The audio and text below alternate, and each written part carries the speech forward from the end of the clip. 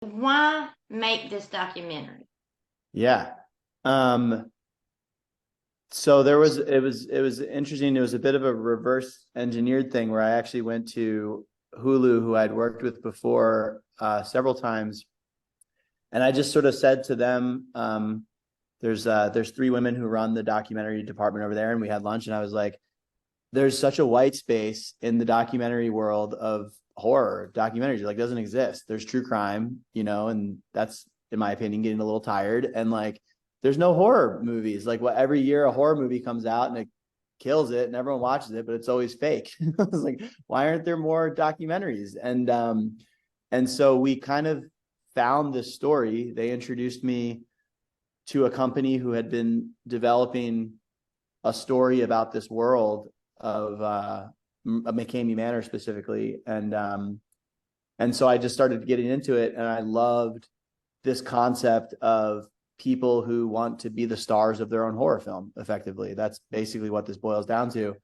And I was like, well, there's probably no better way to try to make this sort of genre pop in the nonfiction space than to have a group of people that want to be the stars of their own horror movie, but it's all real. And so that's kind of where it came from, and what was my motivation, frankly, from the beginning. And then I just sort of fell in love with some of the people that I met along the way, and I fell in love with the sort of the broader ideas that this story sort of talked about.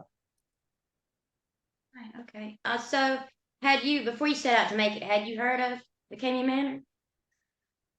I heard of immersive horror. I had not heard of McKamey Manor. No, it wasn't something that, it was interesting. When I talked to people, you either had heard about it because you took a crazy deep dive on the internet, or you'd never heard about it. Was sort of my experience when I was talking to people, and I was one of those people that hadn't heard about it. And I knew what the concepts kind of, I had heard of immersive horror experiences before, because in every city there's kind of like a thing that you hear about, but I hadn't heard specifically about that. And then obviously when I heard about McKamey, then I took a huge deep dive into it, and went on the internet and started watching all the videos and sort of got really, really deep in there. And, a year later, I'm happy that I'm not watching those videos anymore. I'm sure. They're rough. They're Yeah. pretty rough. Um, so when it comes to these, immersive experiences, what's kind of typically the thing that happens for those that don't know about it?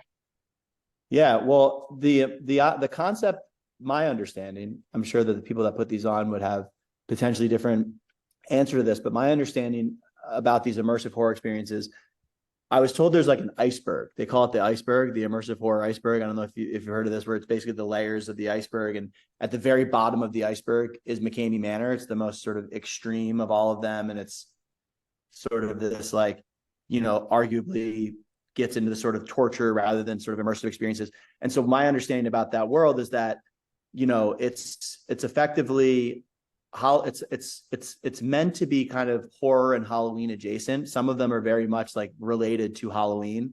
Some of them are more just sort of like horror adjacent. And then some of them are honestly more theatrical. They're just sort of like theater based, like a Sleep No More kind of thing, but like more extreme. And then I think a lot of them tend to be experiences that are meant for people who have either experienced some kind of traumas in their past, or are working through something, or are adrenaline junkies, or are just kind of like sensation seekers that are a bit more extreme than most, like people who like to jump out of planes. This is sort of an adjacent activity for those types of people in a lot of ways. And so that was honestly the most interesting thing for me. It's like, who does this? Who wants to do this? Why do they want to do this? What's the motivation? And I can relate in a lot of ways. I'm someone that likes to seek out extreme experiences, and this was just something I'd never heard of or thought would be possible, or had done before myself. And so I was really interested in that, just like why would people want to do that? And then I met My Asthma, who was the place that we went to in the movie, that seemed very theatrical. It's a really extreme experience, but it was very theatrically done. And so it's kind of like you are the star of your own horror movie. That was sort of like what it all culminated for with me. And I was like, wow, there's a place that's really doing this, and they're doing it really well, and it's really beautiful. Kind of, it's had this really wonderful sort of like vibe to it. And it made me sort of feel a little less icky about it because I was like, wow, there's something really amazing here. Whereas with McKamey, there was a bit of a like, oh God, this is just intense, like why would you want this, And so I think, yeah, that's the long-winded answer, I guess. Well, speaking of McKamey Manor, what was kind of like the worst thing, the most disgusting thing that had happened there that you had heard of?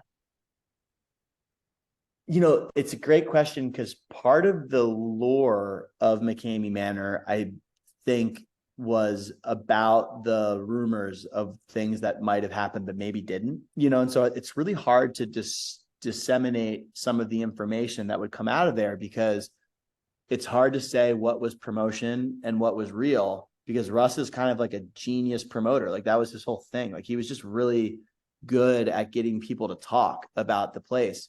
And I had heard that there was, a rumor that went around that someone died there, but like I know that no one's died there, and so I think that it's hard to say what the worst thing is. One of the things I tried to be mindful of is that it kind of doesn't matter because, the idea of consent stops at a certain point, and, that's a place that sort of seemed to live in an incredibly gray area when it came to consent. It was basically like, it didn't matter if someone wanted to stop, it was going to keep going no matter what. The safe word was like a paragraph long and no one could remember it.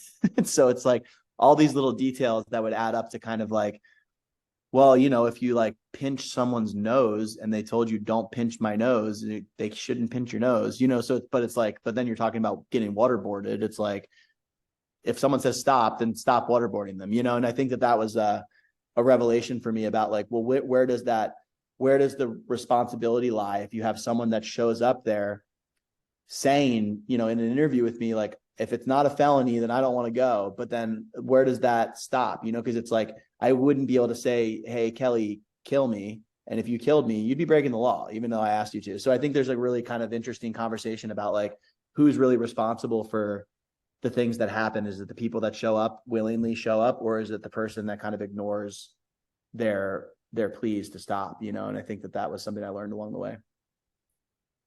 Okay, so after learning all that you did during the filming of this documentary, what do you think Russ's deal is? Because he's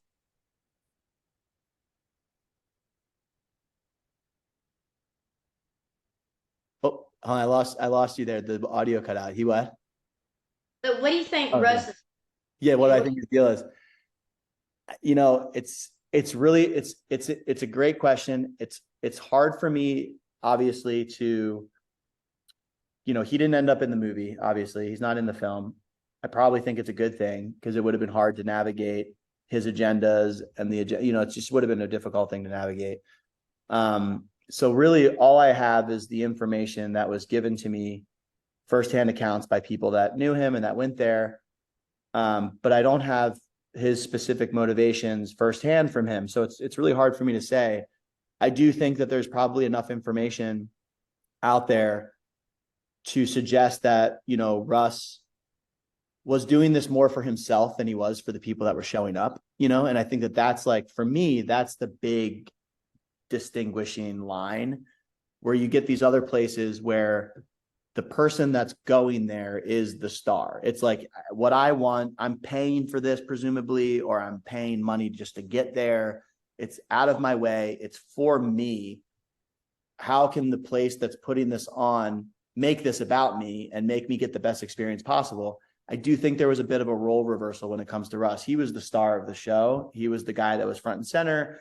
It was really about him. And I think that's where it becomes problematic for people, is that when they show up and they realize it's really for him, that's when the line gets blurred in terms of like what his behavior is like. Is it okay? It's hard for me to sit here and like talk specifically about, his intentions or his motivations, but I do think that was something that like felt pretty clear to me. Yeah, he comes across like a psychopath that's also a sadist and a narcissist to me, but that's, just an opinion.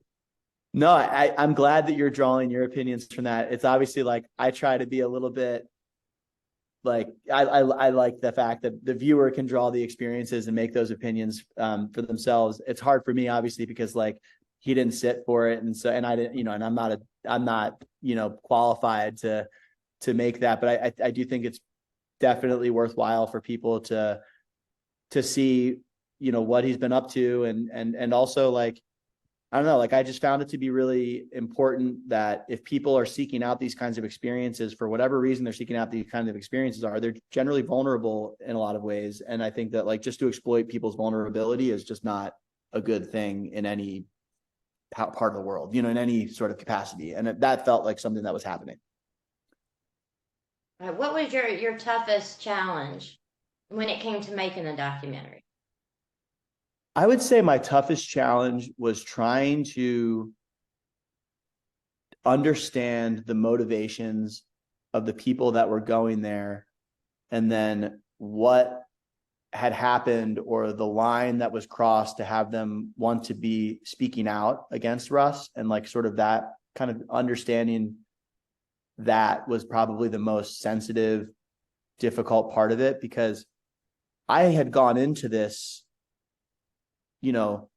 much less interested in Russ McKamey than the people that were there. Like that Russ McKamey was obviously the thing that they were there for. Whereas for me, it was more about like immersive horror and the world as a whole that they were exploring. Why would they want to do it? Kind of, I just was fascinated by that world.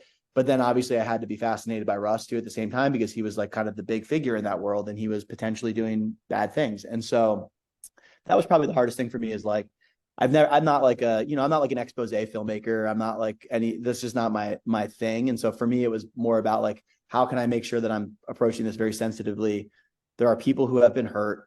I need to make sure that I'm like taking that as seriously as humanly possible to make sure that I can like relate to their stories, have empathy, have the audience feel as though they can relate to them, because this is like honestly a group of people that a lot of the general public are going to be like, the fuck were you thinking? You know what I mean? And I think that that's something I wanted to make sure to really combat, is like, no, let's have sympathy and empathy for people that go out and seek these kinds of experiences. Cause like, it's not fair to be judgmental at all in terms of this kind of stuff. All right. Well, I mean, what somebody's into is their business, as far as I'm concerned. Totally. Whatever floats their boat. But what was the kind of the main reason you kept hearing over and over during all the interviews and watching the videos? What was it, the reason that people really wanted to experience these things? There was a wide array, obviously that there's sort of a few main characters in this who had their different motivations. And I think that what it ultimately all came down to was trauma. Honestly, there was a real background of trauma for all of these, for the two young women and Brandon, who were a part of this. And that's pretty universal. Like everyone has sort of a background of things that have happened to them that has left them with some sort of scar. And I think that, I look at Gabby as a great example of someone who had a childhood that was based on fear and sort of the things that she was afraid of. And she would use this as a way to like bottle up that fear and figure out, and like Melissa, same thing. It's like, how can I feel powerful over my fears? I was kind of inspired by that. I was like, wow, that's cool. Like, wow, what a great way to take back control of who you are and of your, and how you look at the world. And I think really where it just became problematic is like, Russ didn't give that to them. You know what I mean? They went to him and they said, listen, this is my backstory. I have these traumas. I have these fears. I have these things. Help me get through that. And like, that's sort of what he was advertising. But then at the end of the day, he wasn't giving that to him. And I think that that's where it became an issue. And so, yeah, I mean, Brandon also, like, what an incredibly heartbreaking and also, universal story. It's like, here's a veteran who's got survivor's guilt, who's got PTSD. And like, of course, someone that has that might want to go experience these kinds of extreme activities because they are having a hard time living with themselves. And I think that was like, that broke my heart. And I was like, man, like, there needs to be more outlets out there for people like him to not have to like take it this far if he doesn't, it just doesn't feel like there needs to be more for people like that. And so, yeah, I just found myself really rallying around the people that were a part of this, because like, I just think it's like, it's kind of sneakily a way into how we should be supporting people that have these kinds of backstories. And they should have access to safe experiences. Totally. And emphasize the word safe because I've heard about McKamey Manor for years, Yeah. and I've been in the haunt industry, and just to know this dude is a psycho. He's doing it for shits and giggles, and I don't know how on God's green earth he's gotten away with it. Because I mean, he's done some. You don't waterboard people. I mean, Yeah. it's just something that should be, make somebody smile. Yeah, that's just torture. That's got nothing to do with like horror, haunt, Halloween. It's there's nothing there. There's no pageantry. It's just torture. And I think that that's like, when we met, Alka, the lawyer, like she made a great point that I hadn't really thought about, where it's like to celebrate or simulate something that is just so horrible and something that leaves people with permanent scars is like just not good in any part of the world or any sector or anything. And so, yeah, no, I totally agree that it's just like, let's try to lift up the people that are doing it for the right reasons and not lift up people that are doing it with such gross intentions. Right, right. I agree. Now at the end of the documentary, two of the people went into an extreme haunt, an extreme experience. Where was that at, and what's the name of the place? It's called Miasma, and it's sort of around Chicago area. They're incredible. They're so cool. I mean, I'm telling you that they were like next level. I mean, they do so few shows because they care so much about it. And, they were so fun to collaborate with because it was like kind of like having another movie crew within the movie crew, because they were, I wanted to make sure that they were doing their own thing and I wasn't influencing anything. And then I got to see them put this show on, and I was super inspired by them, honestly, because even though it was really extreme and, it was really edgy and on that sort of the line of like, wow, this is like some pretty intense stuff, but they did it with such intention, and they were just so incredibly sensitive with the way they approached it. And so, yeah, no, I have nothing but good things to say about them. And I would Yeah, encourage people to seek them out, to be honest with you. They were like really cool. well, I like how they talk to the people after the experience. Yeah.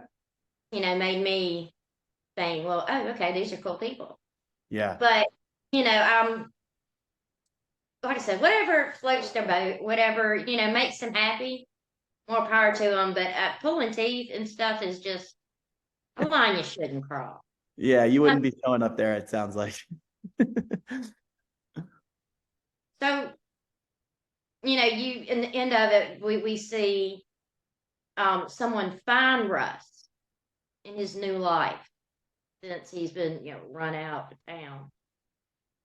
Um, where is he now? I don't really know. I think he's in Tennessee. That's what I heard. He still does this. He still advertises and asks people to come, and I believe it's all in Tennessee now. So it's hopefully this movie gets the attention of people that might be interested in going there, and they could say like, well, there's probably a better place than this backyard where I'm just gonna get my ass kicked 8 hours and end up on the internet. You know what I mean? It just feels like a lose-lose for them. Yes, definitely, definitely. So, what next for you? I am I've got a part of the intention of this, like I said, was to try to kickstart a bit of a genre within the nonfiction space within documentaries. And so got another sort of horror concept lined up with Hulu, which I think will be really fun. So I'm going to do that, hopefully. And I've got a pretty cool one, sort of more of like an icon documentary I'm doing which will be a really interesting one to do. And just all sorts of stuff, kind of just keeping my options open and having fun doing it. It's like pretty great gig to do these documentaries. You've done quite a few that are great, and especially when this one came across. It's Halloween season. It's that time of year, and extreme haunts and haunted houses and everything else. It's great time, and I mean, you just don't get more creepy than this dude. I mean, I'm sorry, but the people that go to these places, they're seeking something, and I get that, and that's cool. That's whatever. But for somebody to find that much joy in torturing people just irks me. Yeah. And you kind of have to give it to him, because he's somehow convinced these people that he can't get in trouble, that if they've signed his 40-page, thing, that there's nothing they can do to him. And I've heard some rough things, like worse than what's featured in the document. Wow. So, it's just, I don't know. I think it's a fascinating subject. And, however people, get their thrills, that's their business. But this should be a safe space for doing it. Yeah, no, I totally agree. And I think that hopefully the doc can help kind of allow people to like be more accepting of people that need to go find this kind of stuff, but also recognize that, like, generally speaking, those might be vulnerable people and we shouldn't exploit that. And there's people out there that do exploit that. And, like, there's a lot of Russes out there. You know what I mean? And it's unfortunate. And I think that, that's and this specifically is a dangerous world for someone like that to exist in. And I think, yeah. And it's just interesting because it was like, when I started digging in, I was like, the early years of Russ actually kind of was cool. Like, it seemed like he was up to something really neat, where he was putting all of his money into this haunted houses, and it had purpose. It was Halloween. It was all about that. It was like making pageantry and, really creating haunted house. And I was like, man, what went wrong? Why did this devolve into such violent behavior? Because, like, there was kids that would show up, it's just so different. And I was just like, well, what went wrong for him, and what went wrong in general to, like, go into such a dark place? So it's disappointing. I think it's because he just figured out that he could get away with it. Yeah. I mean, and when you put your life in somebody you don't know's hand, and you're, they may choke me, or they may try to drown me. It's scary, and people should not be able to legally exploit that in an unsafe way. Yes. I mean, you shouldn't have to worry about it. I know one woman got put in the hospital. Yeah. They beat the car out of her. Yeah. And I mean, that's just not okay. Yeah. I don't think anybody is actually out for that. If they are, there's other avenues for. I agree. I mean? We're on the same page for sure. We won't be showing up to McKamey Manor anytime soon together. So no, we won't. But maybe my asthma. We'll see. You seem like you might be down with that. We'll see. I might be. I'm curious. I don't know. You only live once, but it's just.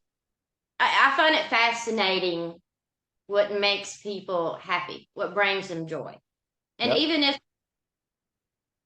get hit upside the head with something, that will hurt you. You know what I mean? It's not about judging someone. It's about accepting and wondering and exploring why they feel that way, or what desire drives them to do it. So, more power to them. But and I also have to say, I love the way the documentary is filmed. Thanks. The way it's shot and the way it unfolds with these interviews, and it looks great. Thank you. And the fact that you portray that footage of the haunts and interviews, stuff, that gritty kind of movie type of way, is a great fit with the rest of it. That looks fantastic. Thanks. Appreciate it. I enjoyed it, and I can't wait to see more of your documentaries. Thanks. And I grew up when Charlie Sheen was big, so you'll tune into this one then. But yeah, that is awesome, and I look forward. Hopefully, you can fill us in soon about this next art project. Yeah, absolutely. Yeah, no, I'd love to. Hopefully that one gets going. Hopefully this interview then kickstarts Hulu to go make that one. Okay. the word out if you will. Cool.